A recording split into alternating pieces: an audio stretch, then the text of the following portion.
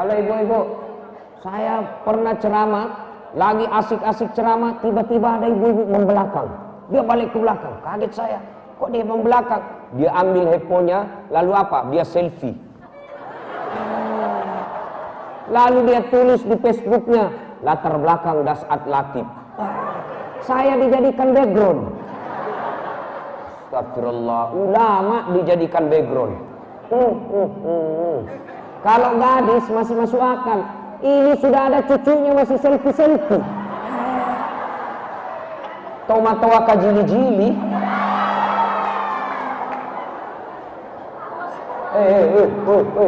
Simpan dulu HP-nya, simpan dulu. Dengar dulu ceramah, kita dengar dulu ceramah.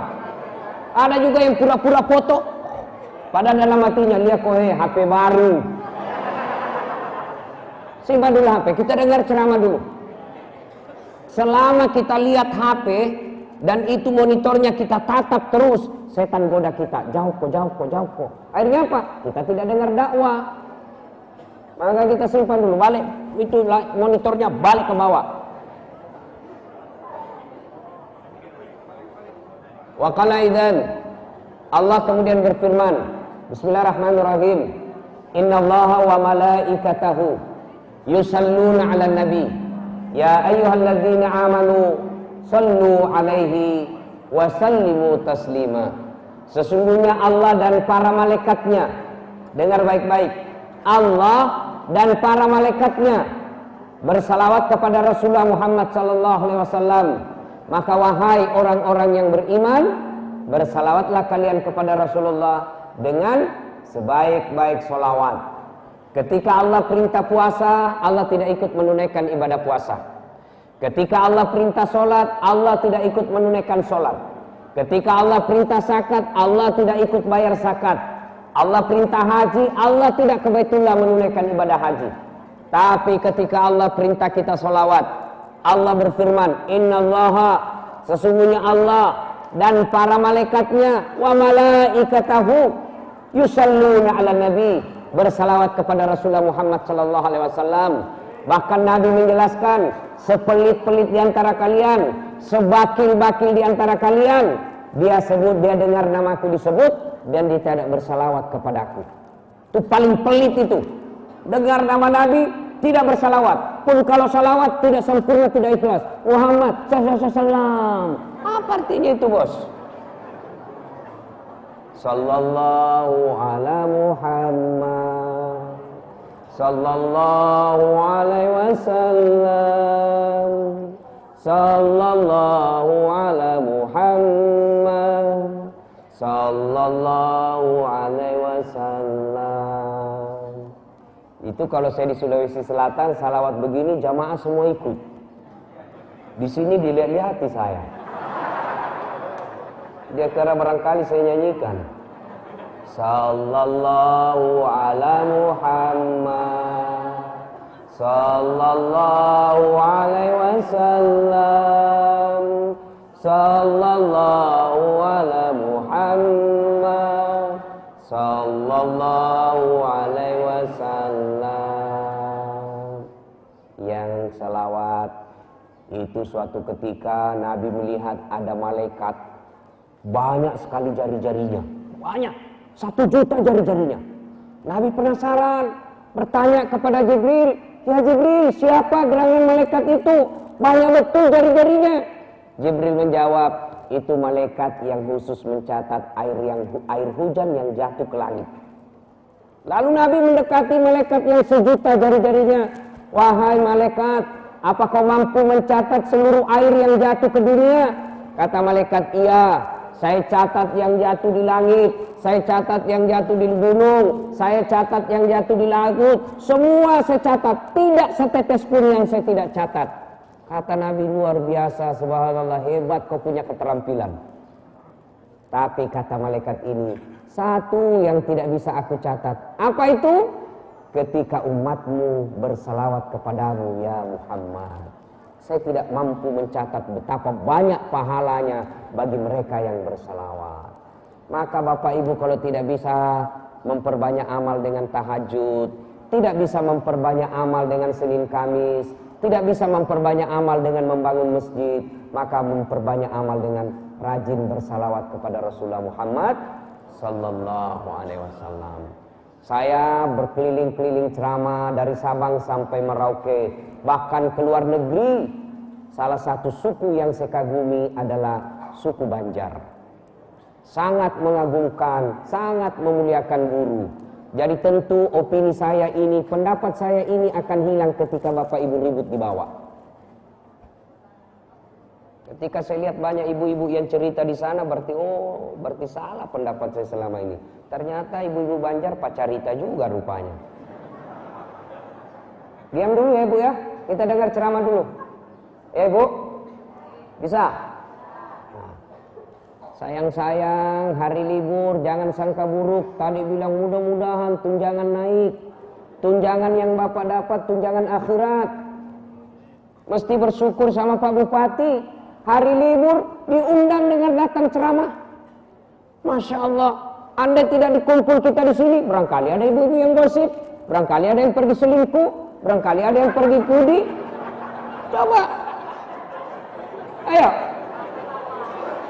Alhamdulillah kita diundang datang dengar pengajian. Alhamdulillahirabbil alamin. Ibu bapak, saudara-saudara sekalian, teristimewa yang kita hormati, tuan-tuan guru, habaib, teristimewa yang kita hormati, Bapak Bupati Kabupaten Kota Baru, Bapak Haji Sayyid Jafar, Sarjana Hukum, beserta Ibu, dan Bapak Sekda beserta Ibu yang insya Allah dimuliakan dan dirahmati oleh Allah Subhanahu wa Ta'ala. Alhamdulillah, Ramadan telah kita tuntaskan. Tentu sudah banyak amal kebaikan yang telah kita kumpulkan. Siang hari kita puasa, sore hari kita istighfar jelang buka. Selesai buka puasa, rasanya kita masih lapar, masih capek, kita datang berjamaah di masjid maghrib. Selesai berjamaah maghrib kita pulang, kemudian istirahat sejenak. Rasanya capek belum berakhir, kita datang ke masjid sholat isya dan taraweh. Selesai taraweh, rasanya kita ngantuk, tapi kita hilangkan ngantuk itu dengan tadarus. Selesai tadarus, baru kita tidur. Rasanya belum lelap tidur kita, bangun dini hari. Untuk apa? Kita makan sahur. Selesai makan sahur kita menuju ke masjid untuk sholat berjamaah. Selesai sholat jamaah kita dengar kuliah subuh atau ceramah subuh. Selesai sholat subuh, selesai dengar ceramah subuh, kita balik ke rumah siap-siap datang ke kantor. Subhanallah, banyak amal yang kita kumpul. Seiring dengan itu, Rasulullah Sallallahu Alaihi Wasallam memberikan kabar gembira. Man shoma Ramadana imanan wahtisaban ghufira lahu ma taqaddama min zambihi. Barang siapa yang berpuasa di bulan suci Ramadan, siapa saja, apakah ulama, apa pegawai malas, apa pegawai rajin, pegawai honor, orang miskin, orang kaya, siapa saja kata Nabi, berpuasa di bulan suci Ramadan dengan niat iman dan ikhlas semata-mata karena Allah, diampuni dosanya yang telah lalu dan yang akan datang. Itulah sebabnya masuk 1 Syawal kita rayakan kemenangan kita dengan beraidil fitri. Apa itu Aidil Fitri? Kalau diterjemahkan ke bahasa Indonesia, terjemahannya kurang lebih bermakna kembali menjadi suci. Suci dari dosa dan kesalahan. Dengan catatan, dosa yang bagaimana diampuni Allah di bulan suci Ramadan. Karena dosa itu ada 2 sifat sumbernya. Yang pertama, dosa kepada Allah. Yang kedua, dosa kepada sesama manusia. Nah, selama Ramadan, dosa yang bagaimana diampuni Allah? Sementara dosa kepada bawahan, dosa kepada pegawai, dosa kepada istri, dosa kepada suami, dosa kepada ajudan, dosa kepada sopir, dosa kepada tetangga, belum diampuni sebelum meminta maaf sama yang bersangkutan.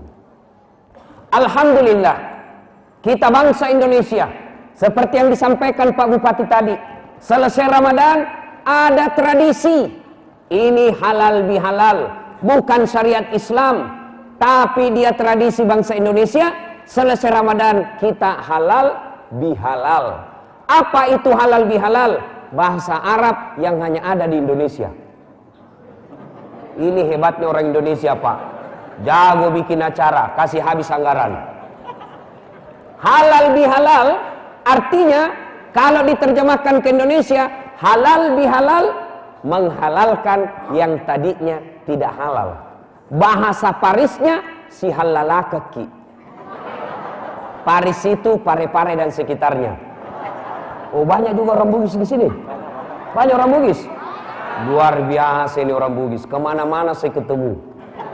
Saya pergi ke pelosok Sumatera namanya Pulau Kijang. Di sana masak sehari-harinya bahasa Bugis. Saya pergi ke Biduk-Biduk Kalimantan Timur pelosok, ketemu orang Bugis. Saya ke Kalimantan Utara Bulungan, ketemu orang Bugis. Saya pergi Kalimantan Selatan Kota Baru, ketemu orang Bugis. Begitu saya masuk penjara, banyak juga orang Bugis. Hebat ini orang Bugis ini. Nah, ibu bapak, saudara-saudara sekalian. Nah, berbicara soal halal bihalal dari Sabang sampai Merauke, temanya ketika berbicara tentang halal bihalal umumnya satu saja. Apa? Dengan halal bihalal mempererat persatuan. Dengan halal bihalal meningkatkan ukhuwah Islamiyah. Dengan halal bihalal memperkuat jalinan persaudaraan. Nah, itu saja. Tidak ada dengan halal bihalal meningkatkan kerukunan umat, meningkatkan keluarga sakinah mawaddah warahmah. Nah, itu nasihat pengantin itu, bos. Ya, bicara soal halal bihalal pasti ukhuwah, pasti persaudaraan. Bicara tentang persaudaraan inilah maka ada 4 poin yang harus saya sampaikan. 1, pertama yang harus kita tahu, kenapa putus persaudaraan? Kenapa orang bercerai-berai? Kenapa orang musuhan? Di alam demokrasi seperti sekarang ini, yang paling banyak orang bermusuhan gara-gara apa? Pilkada. Orang mau jadi bupati dia baku musuh. Beleng-beleng. Orang mau jadi gubernur dia bertengkar suami istri. Tadi pagi ada yang curhat sama saya, ibu-ibu. Wallahi, ibu-ibu curhat sama saya karena di Makassar lagi pencoblosan. Bertengkar sama suaminya gara-gara beda pilihan. Saya bilang, nah cari, nah kasih ke mobil dinasnya. Silakan berbeda pilihan, tapi jangan bermusuhan. Apalagi mau percaya janji-janji kampanye.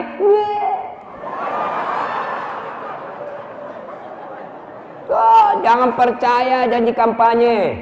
Itu kampanye, andai saja boleh dia janji kita sorga, sorga pun dia janji kita.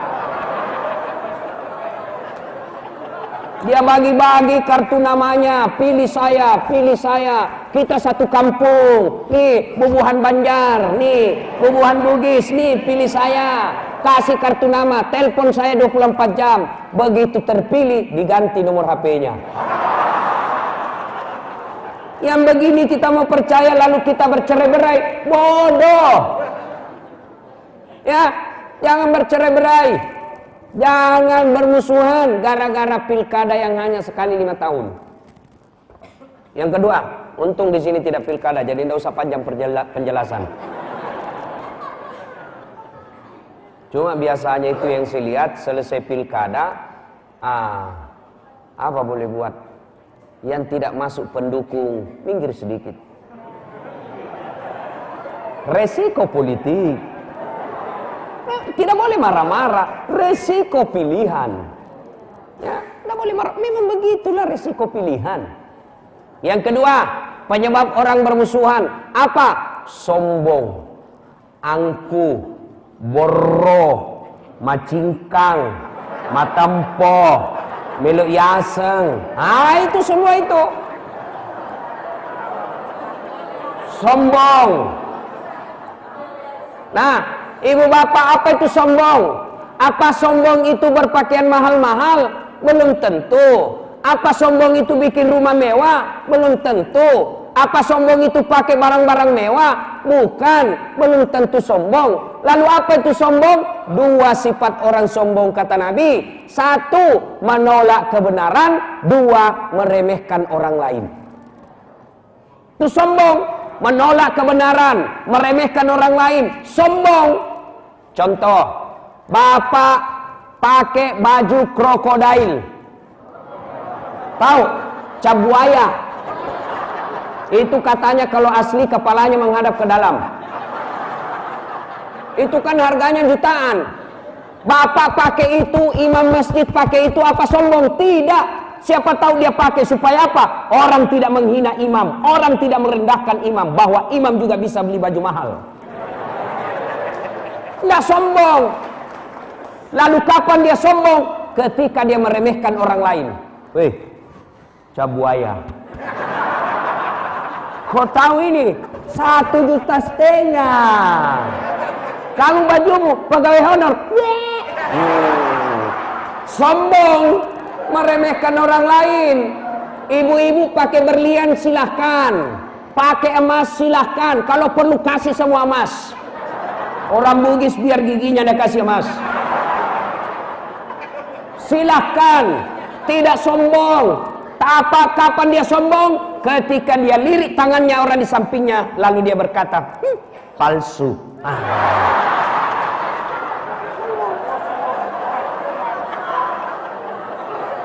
Sombong. Jadi sombong itu meremehkan orang lain. Yang kedua, menolak kebenaran. Ada pegawai baru 1 tahun, cerdas, bagus ilmu pengetahuannya tentang pemerintahan, manajemen keuangan, dia cerdas. Lalu ada senior sudah 20 tahun menjabat, dikasih tahu sama junior, dia tidak mau terima. Apa kau tahu, kau baru-baru? Sombong. Kenapa? Menolak kebenaran. Abu Lahab, Abu Jahal, Abu Sofyan, Abu Gosok. Mereka semua lihat mukjizat. Mereka yakin bahwa apa yang disampaikan Muhammad benar. Mereka lihat kekuasaan Allah. Lalu mereka nolak kebenaran. Kenapa? Apa mereka tidak tahu? Dia tahu. Lalu kenapa dia tolak Muhammad? Karena apa? Muhammad Bani Hashim. Saya lebih mulia daripada Bani Hashim. Maka dia menganggap dirinya lebih mulia. Sombong. Apa yang membuat orang sombong? Satu, pangkat jabatan. Naik kepala bagian. Apalagi setelah kepala bagian? Kepala dinas. Sekda.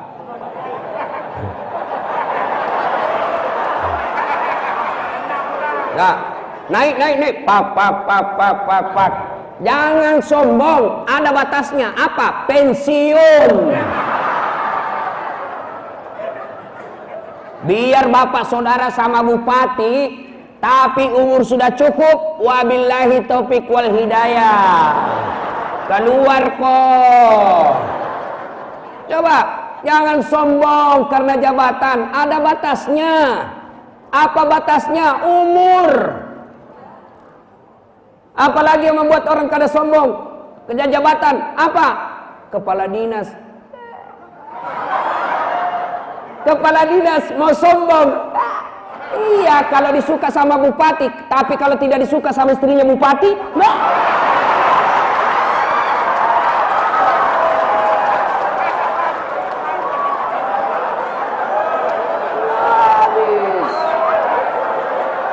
ayo, jangan sombong.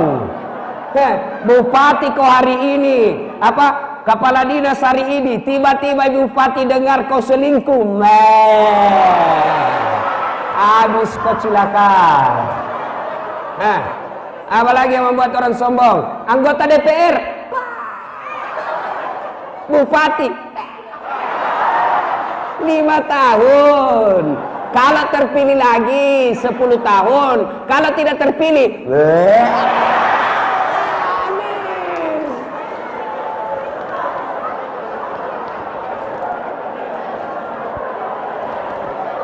maka pangkat jabatan jangan sombong. Apalagi yang membuat orang sombong? ilmu. Makin banyak kitab dia baca, makin banyak ilmu dia kuasai, setan masuk. Akhirnya apa? Sombong. Mana ciri-ciri orang yang ilmuwan sombong? Tidak mau menerima perbedaan pendapat. Coba, yang peluang banyak sombong itu ustadz. Ada enggak ustadz sombong? Banyak. Banyak teman saya waktu belum populer, saya miss call, dia langsung telepon. Siap ustadz. Waktu belum populer. Sekali sudah populer, saya telepon dari pagi sampai sore tidak diangkat-angkat. Begitu dia angkat, langsung dia bilang, siapa ya?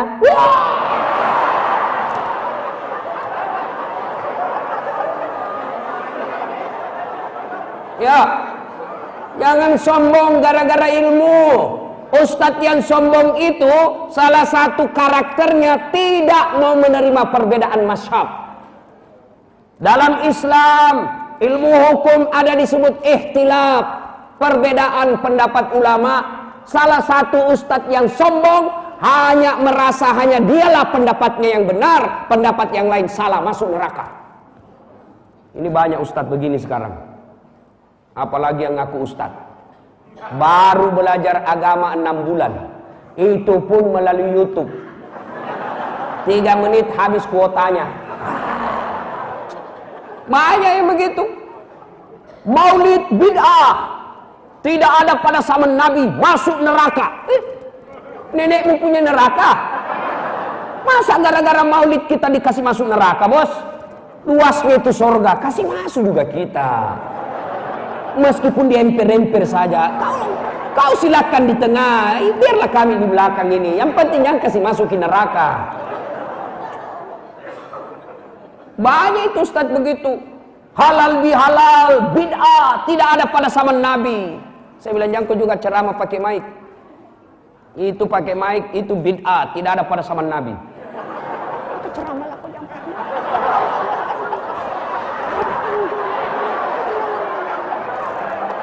Bisa apa si mau jangan sombong. Saya kasih contoh kunut ikhtilaf. Pakai kita punya mata kaki celana, di atas mata kaki ikhtilaf, perbedaan pendapat ulama. Ada yang mengatakan silakan kalau mau di atasnya mata kaki, ada yang juga di bawahnya. Tapi penting yang makna dari hadis itu adalah rasa sombong. Ini gara-gara di atas mata kaki, dia saja merasa benar. Yang di bawah mata kaki masuk neraka. Masa gara-gara itu kita masuk neraka, bos? Ayo, saya dibilangi tidak ustadz sunnah. Kenapa? Ustadz tidak pelihara jenggot. Kalau tidak mau tumbuh,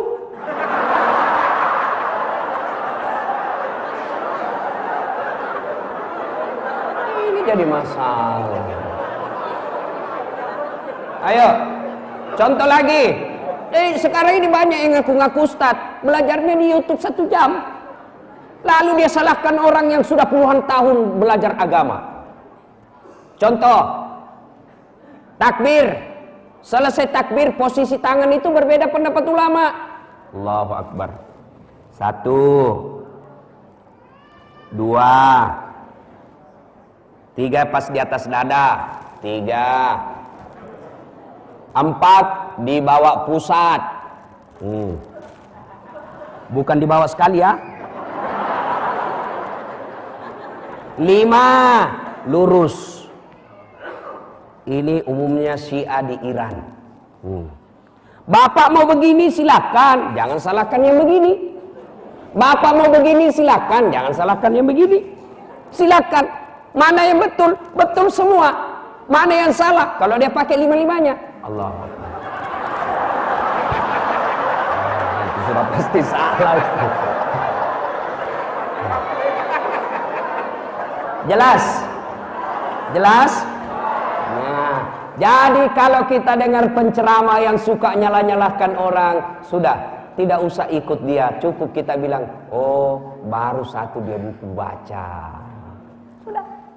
Ustadz yang sombong tidak mau menerima perbedaan pendapat. Saya kalau ada ustadz petantang petenteng merasa dirinya hebat, saya cuma tanya, kalau begitu tabe ustadz, tolong terjemahkan alif lam mim. Apa? Mati kutu. Kau bilang hebat, Yasin aja pun tidak bisa terjemahkan. Apa artinya? Utitu minal ilmi illa qalila. Saya tidak kasih kau ilmu kecuali sangat sedikit. Maka jangan sombong dengan ilmu. Allah marah, dia cabut kita punya ilmu. Akhirnya apa? Pikun. Berapa banyak orang pikun sekarang pada bisa sembuh? Apa ada obatnya obat pikun? Tidak ada. Kalau sudah pikun, habis. Ini cerita warung kopi nih. Ada ilmuwan, tinggi sekali ilmunya. Dosen, banyak sekali gelarnya. Untuk kalau tadi Ustadz Dasat itu masih ada satu gelarnya kurang. Ada yang bilang, sama saja dokter dengan PhD. Beda. Kalau di depan DR, tuh DR, D besar, R besar, itu berarti S3-nya dalam negeri. Kalau dia di belakang PhD, Philosophy of Doctor, itu berarti luar negeri. Alhamdulillah Ustadz ini 2 doktornya. 1 doktor dalam negeri, 1 doktor luar negeri. 1 doktor ilmu komunikasi politik, 1 doktor syariat Islam. Ini sombong? Tidak, klarifikasi.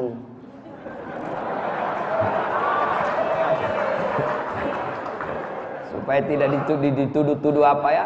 Harus dipasang. Kenapa dipasang Ustaz? Karena susah dapatnya. Tujuannya apa? Supaya orang-orang juga tidak meremehkan Ustadz. Supaya orang bilang, ternyata Ustadz bisa juga tinggi sekolahnya. Supaya anak-anak termotivasi. Nah, adalah orang ini dosen, banyak sekali gelarnya, tinggi ilmunya. Akhirnya apa? Suatu ketika Allah kasih ilmu pikun. Pikun dia. Suatu ketika diprotes sama istrinya. Kata istrinya, Pak, selama ini kalau kau mau pergi mengajar ke kampus, kau cium-cium jidatku. Ini sudah hampir 1 minggu kau keluar tidak pernah lagi kau cium-cium saya. Langsung suaminya berkata, astagfirullah. Berarti siapa saya cium selama seminggu ini?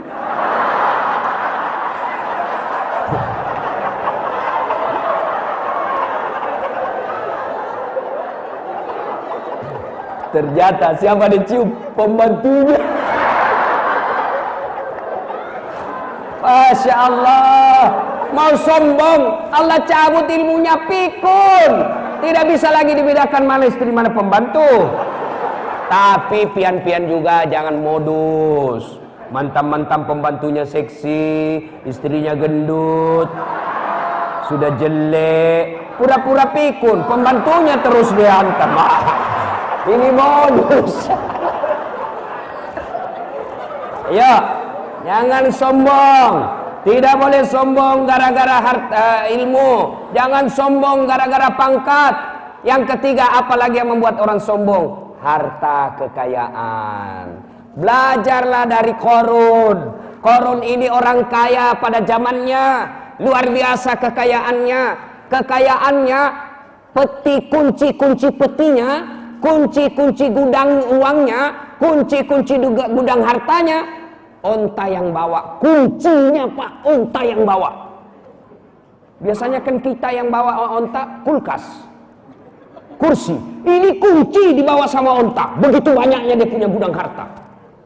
Suatu ketika masyarakat bertanya pada zaman itu, ya Qarun, kau dapat dari mana ini harta? Apa jawaban Qarun? Ini hasil usaha saya, ini jeripaya saya, tidak ada hubungan dengan Tuhan.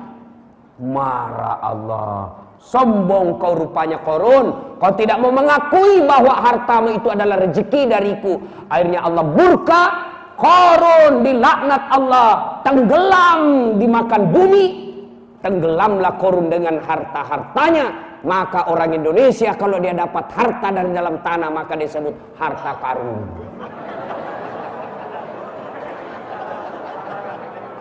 Ya, dengan sombong gara-gara harta, Allah marah, dia cabut kita punya harta. Berapa banyak saya kenal di Kalimantan Timur, pengusaha tambang batu bara, 5 tahun yang lalu bangkrut, sampai sekarang tidak bisa bangkit. Kalau Allah mau, kejap saja diambil kita punya harta. Oke lah, tetap kaya, tetap banyak asetnya, tetap banyak depositonya. Allah marah karena dia sombong. Akhirnya apa? Dia titip penyakit dalam dirinya. Sehingga apa? Banyak duitnya tapi banyak penyakitnya. Banyak duitnya tidak ada bisa dia makan. Itu banyak orang kaya saya lihat, depositonya banyak, asetnya miliaran, tapi dilarang makan nasi. Apa enaknya kalau sudah dilarang makan nasi?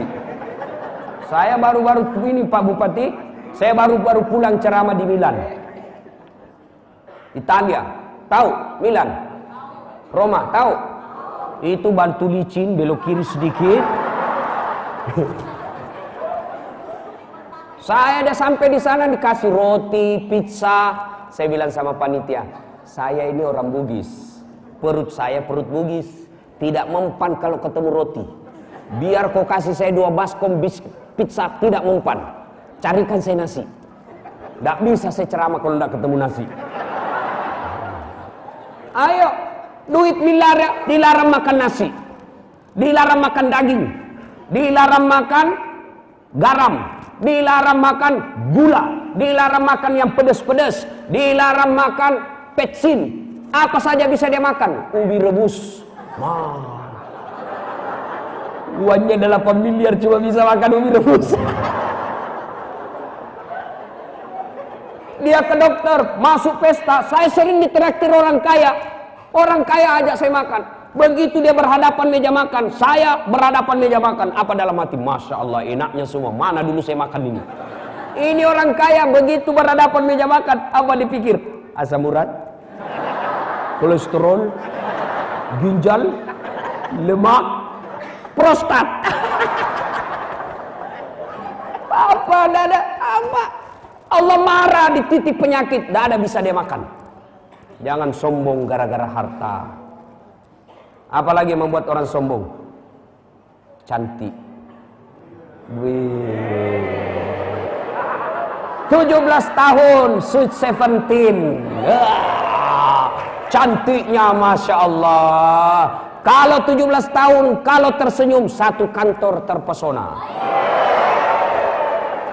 Tambah umur, balik itu angka 17. 71, masih cantik kok. 71 kau senyum, lari cucumu dikira mau digigit. Maka jangan sombong karena cantik. Oke lah, awet muda tetap cantik. Sombong, Allah kasih penyakit, kena stroke, bengkok mukanya. Ayo jangan sombong. Bapak Ibu, halo Ibu, Pak, tahu enggak dosa pertama dilakukan makhluk kepada Allah? Bukan zina, bukan judi, bukan mabuk, bukan syirik. Dosa pertama dilakukan makhluk kepada Allah adalah dosa sombong. Kapan? Ketika Allah ciptakan Adam. Lalu Allah berfirman kepada seluruh makhluk, wahai makhlukku, inilah makhluk saya paling mulia namanya manusia, Adam. Silakan kau hormat kepada Adam. Malaikat hormat, tumbuhan binatang hormat. Satu yang tidak mau, iblis laknatullah alaih. Iblis berkata, saya tidak mau ya Allah. Kenapa? Adam diciptakan dari tanah, saya diciptakan dari api. Unsur kejadian saya lebih mulia dari Adam. Adam baru diciptakan, saya sudah lama diciptakan. Saya senior dari Adam. Masa senior hormat sama junior? Gengsi dong. Allah murka dan marah. Iblis, kau sombong rupanya. Kau merasa lebih mulia daripada Adam. Sorga tidak layak bagi mereka yang sombong. Keluar kau dari sorgaku. Iblis sudah dalam sorga, sombong, keluar dari sorga. Itu sudah dalam sorga. Iblis sombong, keluar dari sorga. Apalagi yang kita masih di Kota Baru. Jangan sombong. Oke? Jangan sombong. Bapak Ibu, dalam hadits qudsi Allah jelaskan, ada 3 teman setan di dunia. 3 teman setan di dunia. Satu di antaranya adalah ghaniyun mutakabbir, orang kaya yang sombong. Kaya pangkat, pejabat sombong, temannya setan. Kaya harta, hartawan sombong, temannya setan. Kaya ilmu, ilmuwan sombong, temannya setan. Kaya kecantikan, rupawan, sombong, temannya setan. Tapi orang masih bisa maklum. Kaya, terkenal, banyak duitnya, tinggi jabatannya, sombong. Ya maklum, orang masih maklum. Kenapa? Memang dia kaya, pantaslah dia sombong. Tapi temannya setan. Tapi kalau sudah miskin, pengangguran, tidak terkenal, jelek mukanya, bau keteknya, sombong lagi. Bukan temannya setan, kau sudah jadi setan cilaka.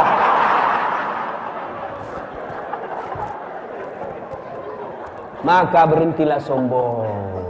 Halal bihalal ini melahirkan manusia-manusia yang tawadhu, rendah hati, tidak punya rasa sombong. Selesai halal bihalal masih tetap sombong, berarti halal bihalal kita hanya menghabiskan anggaran. Jelas? Jelas? Ya? Sudah. Yang kedua, sebab putus persaudaraan. Pertama tadi pilkada, yang kedua sombong, yang ketiga serakah. Apa itu serakah? Rakus. Apa itu rakus? Mabu aja. Apa itu mabu aja? Mau diambil semua. Ketika Nabi Isra Mi'raj, Allah perlihatkan ada manusia, tangannya manusia, badannya manusia, kakinya manusia, tapi kepalanya monyet.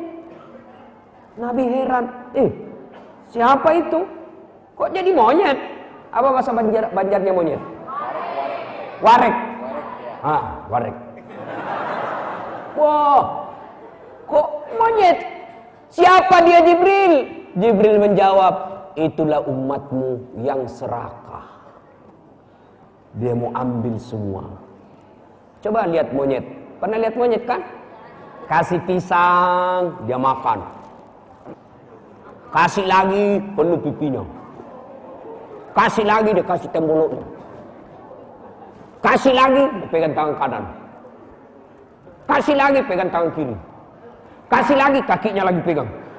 Kasih lagi, kaki kirinya lagi pegang. Penuh mulut, penuh tangan, penuh kaki. Kasih lagi temannya, dia rebut temannya. Monyet. Di kantor ini kalau banyak monyet berkeliaran, putus persaudaraan. Maka bapak-bapak yang punya kewenangan, jangan ambil haknya anak buah.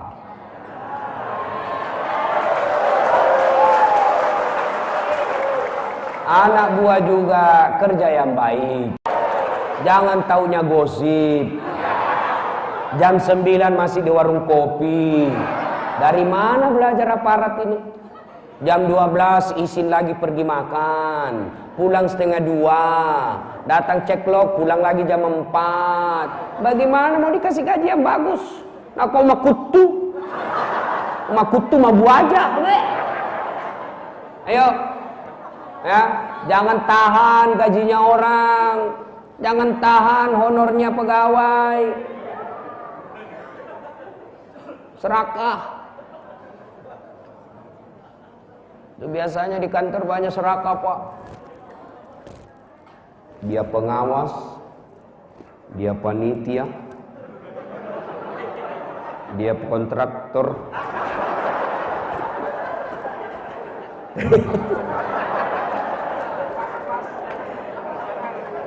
Pas banar sudah nih. Pernahkah dengar ceritanya kontraktor di akhirat? Hah? Oh belum? Ini cerita warung kopi. SMS-an lah ini antara penghuni surga dan penghuni neraka. Dia bilang penghuni surga, Mas, gimana kabar sampean di situ? Nyaman banar nah sini. 1 laki-laki 7 bidadari. 7 bapak-bapak yang punya 1 ikhlas, insya Allah Allah sediakan 7 bidadari. Tinggal bapak sediakan obat kuat. 7 bidadari. Dan perawan terus tidak pernah kentut. Tuh bidadari 7 bidadari. Masya Allah. Hebat di sini di surga. Baru dibayangkan sudah ada di depan kita. Nyaman benar dah. Dia tanya, sampean di neraka gimana kabarnya? Waduh, kada ada enak. Di blender terus. Kada ada jam istirahat. Akhirnya kata penghuni neraka, bolehkah ulun ke situ? Boleh juga. Sinilah, pian. Macam mana caranya? Pian bikinlah jembatan dari situ. Ulun juga bikin jembatan. Kita ketemu di tengah. Oke, lelang proyek.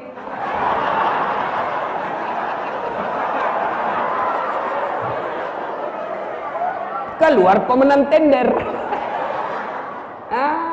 Hari pertama jembatan dari neraka sudah selesai 50%. Hari kedua sudah selesai 70%.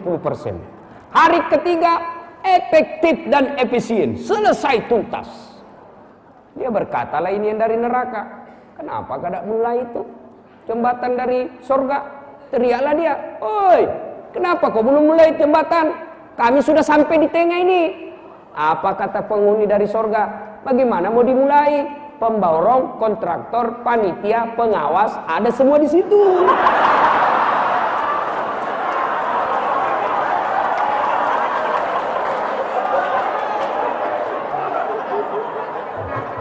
Di sini buru aja sama Pak Imam di sini. Kada tahu dia pegang semen.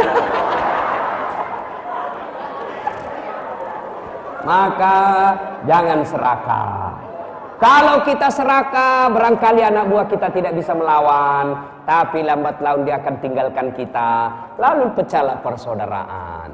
Pakai filosofi orang Bugis, padaidi padaelo, si patuo si patokong, mali si parape, malilu si pakainga, mega ibage-bage, cek deta. Masya Allah. Kalau ini kita bangun aman, ya. Ibu bapak saudara-saudara sekalian, kenapa sih ada orang serakah? Kenapa ada orang serakah di tengah-tengah kita? Sebabnya karena dia menganggap harta itu hanya duit, harta itu hanya jabatan, harta itu hanya kebun. Padahal harta kita yang paling baik kata Allah, fi ahsani takwim. Ini badan kita yang sangat sempurna. Saya kasih contoh ya, ibu-ibu, saya kasih contoh. Mau enggak saya kasih handphone? Gratis. Handphone iPhone X harga 20 juta, ulun bagari pulsa 5 juta. Berarti 25 juta. Mau kan? Mau. Tapi begitu saya kasih, langsung ibu tuli. Mana yang mau tadi? Mana yang mau? Ayo. Kok dia apa handphone kalau sudah tuli? Halo? Halo? Kada nyambung, halo. Rusak lagi nih HP ini. Bukan HP-nya yang rusak, telingamu galacak. Berarti yang mahal itu bukan handphone, yang mahal itu bukan seluler, tapi apa yang mahal? Telinga. Allah kasih gratis. Kada perlu bayar. Bagus lagi tempatnya, kanan kiri. Dia bisa bedakan mana bunyi air, mana bunyi kentut. Hebatnya lagi telinga kita, tempatnya bagus benar. Bagaimana seandainya tempatnya di bawah ketek? Halo Pak Bupati. Tinggi Pak, tinggi. Kada sopan. Iya. Nah ibu bapak saudara-saudara sekalian, saya kasih contoh lagi. Halo. Saya kasih contoh. Pemain bola. Jerat Bel itu ditransfernya, nilai transfernya 1 triliun. Lionel Messi gaji bulanannya sekitar 40 miliar satu bulan. Satu bulan 40 miliar. Ronaldo sekitar gitu. Tapi demi Allah, mereka mahal seperti itu bukan karena dia pintar, tapi karena apa? Allah kasih kaki yang lututnya bisa bergerak. Coba kalau lututnya tidak bisa bengkok, boleh dia main bola macam ini? Mana lah, boleh. Ah, biar Lionel Messi jago untuk dia menang tadi malam. 2-1. Saya dari tadi malam belum tidur sampai sekarang. Selesai jam 4, setengah 5 sudah ke bandara. Sampai sekarang belum tidur-tidur. Nanti selesai ceramah saya balas dendam. Coba, Masya Allah. Saya kasih lagi contoh. Nih ada kamera nih. Ini saya di Unhas Pak Bupati mengajar mata kuliah fotografi, cara motret. Itu saya pelajari tuh Pak. Saya mengajarkan itu. Bapak harus punya kamera minimal harga 25 juta. Lalu kalau mau ngambil yang gambarnya jauh, yang seperti dia pakai itu yang mengambil gambar pemain sepak bola, itu tidak cocok seperti ini. Dia harus beli tele. Ya, paling panjangnya ya kurang lebih paling murah 8 juta. Paling murah itu 8 juta. Ada yang sampai 150 juta. Sudah, kameranya 25 juta, telenya 8 juta. Sudah berapa puluh juta? Biar punya kamera seperti itu, syarat kedua, Bapak harus tahu pakai itu kamera. Jangan sampai disuruh setengah badan Pak Ustadz. Nggih, setengah badan betul tapi pusat ke bawah. Harus tahu ilmunya, cara makainya, berapa megapiksel kekuatan kamera kita, berapa kekuatan cahaya, berapa jaraknya antara kamera kita dengan objek yang mau dipoto. Kita harus zoom out, zoom in, kita kasih fokus, putar-putar, baru bisa ngambil gambar. Tapi demi Allah, bukan kamera ini yang mahal. Apa? Allah kasih kita kamera namanya mata. Ada lensanya namanya retina. Ada dia punya tele namanya pupil. Dia bisa kerja. Hebatnya lagi ini mata kita. Begitu dibuka langsung fokus. Tidak perlu Bapak putar. Begitu diketok pintu, ada pegawai datang, Pak Bupati kasih fokus dulu. Tidak perlu. Dan hebatnya lagi mata kita ini, Allah lengkapi dengan sensor pembeda. Dia bisa bedakan mana istri, mana sekretaris. Coba kalau tidak bisa dibedakan, tukar istri kita. Kenapa malam minggu lain-lain rasanya ini? Ternyata pegawai. Masya Allah. Jadi jangan pernah merasa miskin, jangan serakah. Allah kasih kekayaan kita. Apa? Badan kita yang sehat. Ibu mau enggak langsung punya uang lebih 2 miliar? Mau? Mana caranya? Ibu kasih jantungnya. Itu di Hong Kong jantung ibu lakunya 2 miliar lebih. 1 jantung. Coba. Jual, langsung mati sampean. Maka jangan pernah merasa miskin. Itulah sebabnya Allah selalu menyindir kita. Fabi ayyi ala'i rabbikuma tukatsiban. Nikmat mana lagi yang engkau kupuri? Nah ibu bapak saudara-saudara sekalian, banyak yang bisa memutuskan persaudaraan, tapi waktu yang terbatas. Sekarang yang kedua, apa bahayanya putus persaudaraan? Orang yang putus persaudaraannya bangkrut di akhirat kelak. Meskipun ibadah sholatnya baik, ibadah puasanya baik, ibadah hajinya baik, tapi kalau sesama tetangganya, teman kantornya dia musuhan, maka ketika di store pahalanya, ya Allah ini pahala sholatku, datang teman kantornya, ya Allah saya pernah sekantor di Kota Baru, dia fitnahkah saya, katanya mobilku hasil korupsi, gara-gara fitnahnya saya ditunda kenaikan pangkatku 7 tahun. Saya minta keadilan. Allah berfirman, sudah ambil sholatnya yang 30 tahun. Habis sholatnya. Dia setor lagi puasanya. Ya Allah ini puasa Ramadanku 70 tahun. Datang lagi temannya, saya juga pernah difitnah. Akhirnya apa? Saya dimutasi. Tidak pernah lagi balik-balik. Saya minta keadilan. Gara-gara fitnahnya hidupku jadi sengsara. Saya minta keadilan. Allah berfirman, sudah ambil puasanya. Habis puasanya. Dia setor hajinya, ini hajiku, datang lagi. Saya juga pernah tetangga di Kota Baru. Dia serobot saya punya tanah. Akhirnya saya tidak punya got. Setiap hujan banjir rumah saya. Saya mau lawan tapi ada saudaranya tentara, jadi saya takut. Saya minta keadilan ya Allah. Allah berfirman, sudah ambil hajinya. Habis puasa, habis sholat, habis haji, habis zakat, datang orang. Saya juga pernah difitnah. Saya minta keadilan. Dia bilang, ya Allah, Gimana caranya sudah habis amalku? Dek naga malaku bang.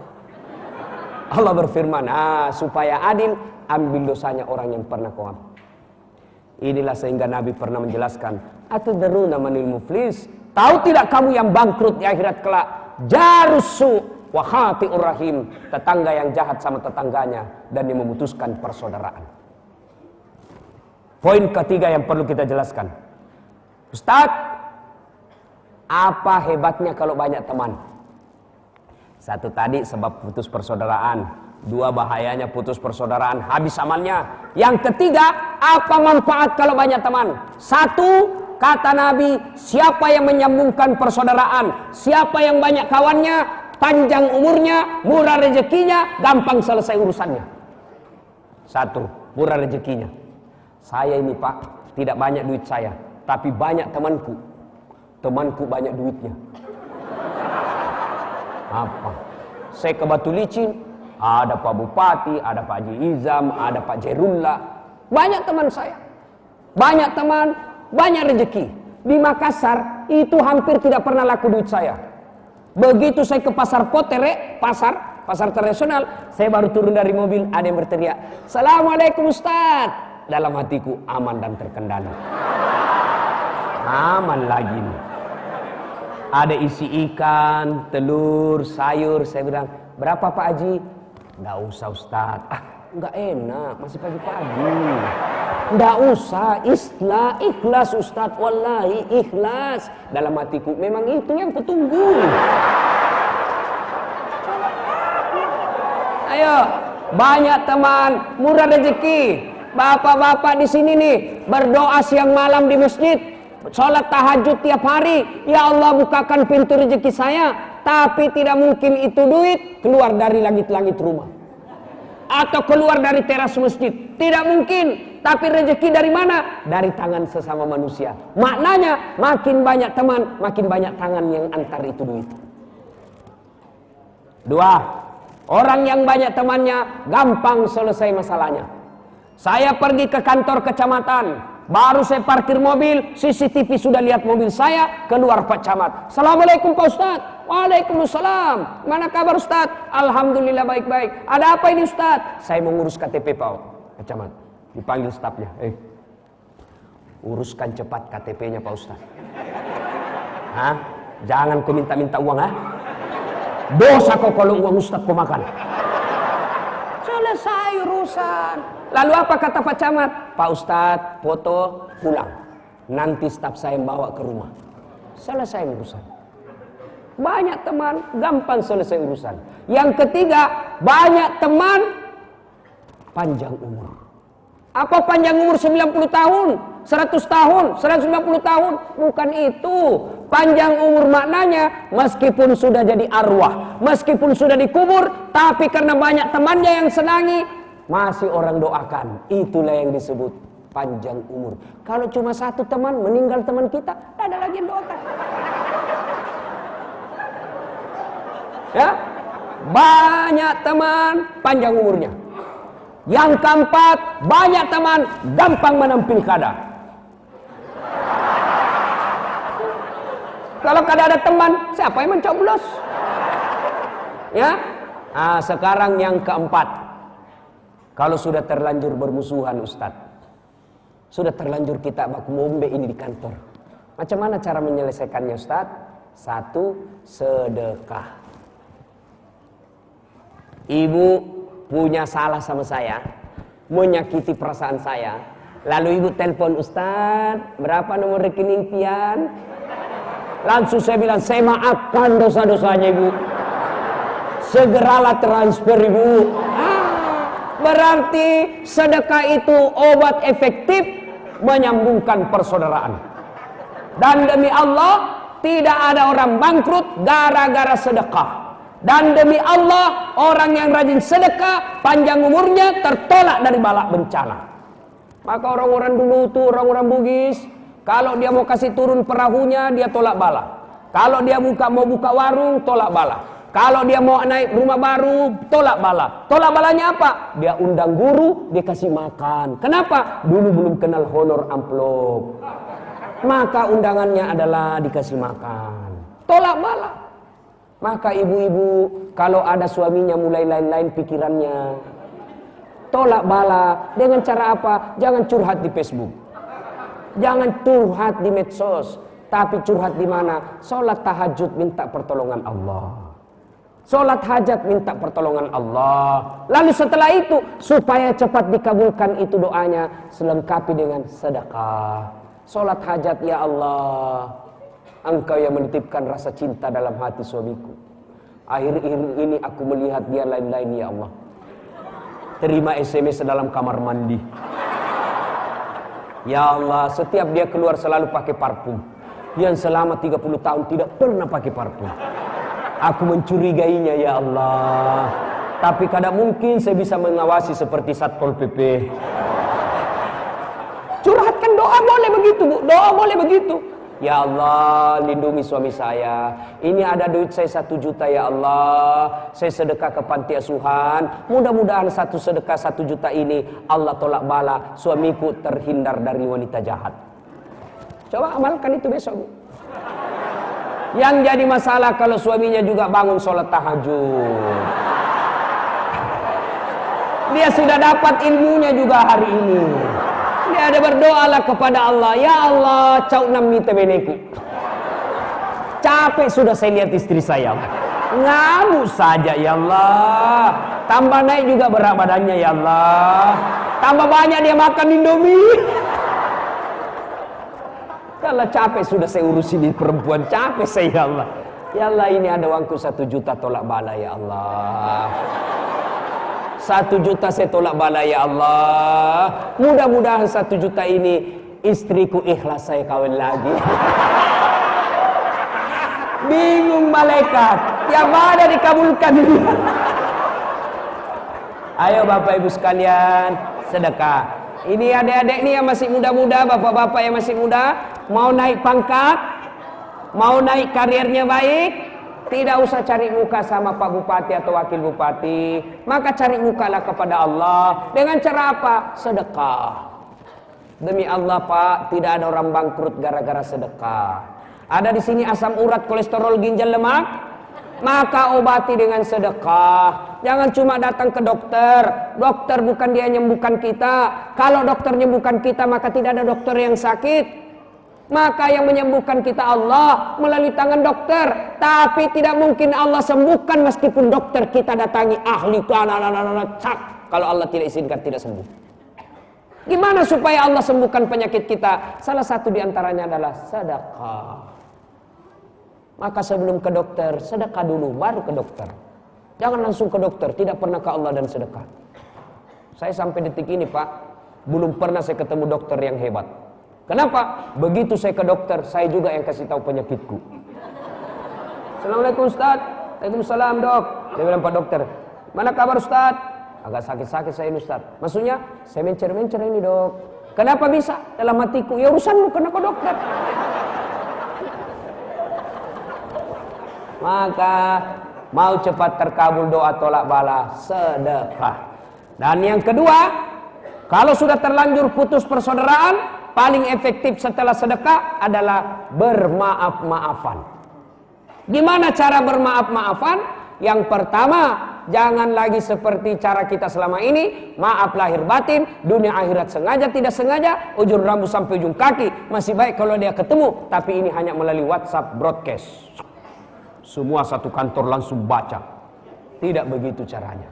Gimana caranya Nabi? Satu, jabat tangannya. Ustaz, bagaimana kalau bukan muhrim? Imam Syafi'i mengatakan tidak boleh. Imam Ahmad selama tidak nafsu silahkan. Maka selama tidak nafsu silahkan jabat tangan. Kalau saya masih swiku di Unhas, saya tidak mau jabat tangan. Kenapa? Dia muda, saya juga masih muda. Dia cantik, saya gagah. Masa Ustadz nafsu sama cewek? Saya manusia biasa. Biar Ustadz kalau cewek cantik, hilang juga imannya. Maka saya waspada, saya cuma begini. Iya dek, maaf lahir batin. Nah. Kalau perempuan ibu-ibu majelis taklim usia 50-60 tahun sudah bau minyak gosok, bau bawang putih, saya jabat tangan dua-dua. Ya bunda. Kenapa? Tidak mungkin saya nafsu sama ibu-ibu 70 tahun. Ya enggak tahulah kalau ibu yang nafsu sama saya. Dua, setelah jabat tangannya, pandang matanya. Tolong para pejabat, kalau datang anak buah kita kasihan ke rumah, jabat tanganlah dengan sesempurna mungkin. Mereka sudah tinggalkan rumah, jauh-jauh kasihan naik speedboat, naik motor datang dengan anak istrinya, motornya pun motor cicilan. Di jalan kempes bannya, datang ke rumah karena menghargai bupati dan pimpinannya. Jabat tangan kadangkala kita pimpinan jabat tangan sambil terima telepon. Oh ya, dari mana? Ya besok kita ketemu. Itu tidak akhlak. Simpan dulu HP, hargai orang yang jabat tangan. Nabi katakan pandang matanya dan senyum. Jangan pandang matanya kasih bola. Tidak begitu. Senyum kocapok. Yang keempat, salawat kepada Nabi. Allahumma sholli ala Sayyidina Muhammad wa ala ali Sayyidina Muhammad. Dan yang kelima yang paling penting, sebut judulnya dosa. Pak Bupati, kenapa dek? Pernah dulu ada hilang komputer di ruangan. Dia bilang, iya enggak tahu siapa yang curi itu, kurang ngajar. Dia bilang, maafkan saya Pak, saya hilap. Maksudnya, saya ngambil Pak. Ah, kau rupanya yang ngambil lah. Oke, saya maafkan kau, tapi kasih kembali dulu. Maaf tidak sah selama barang masih diambil. Maka bapak-bapak yang pernah mengambil inventaris kantor, kasih kembali besok.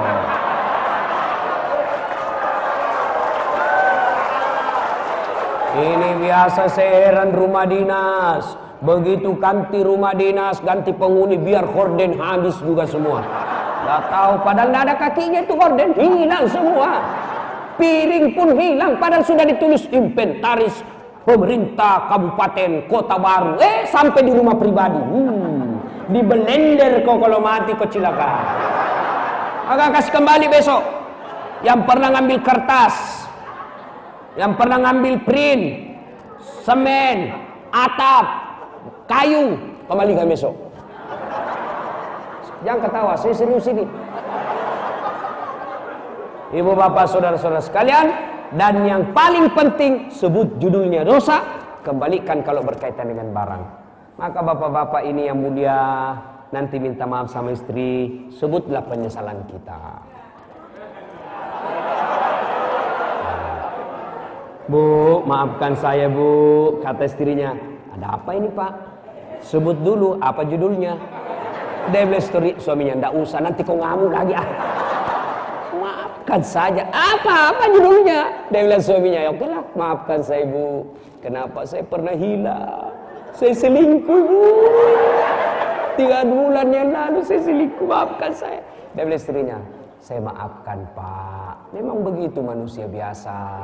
Kadangkala kita hilaf, lain waktu kita beriman, lain waktu kita tersesat. Saya maafkan pak. Maafkan juga karena saya bulan lalu juga selingkuh.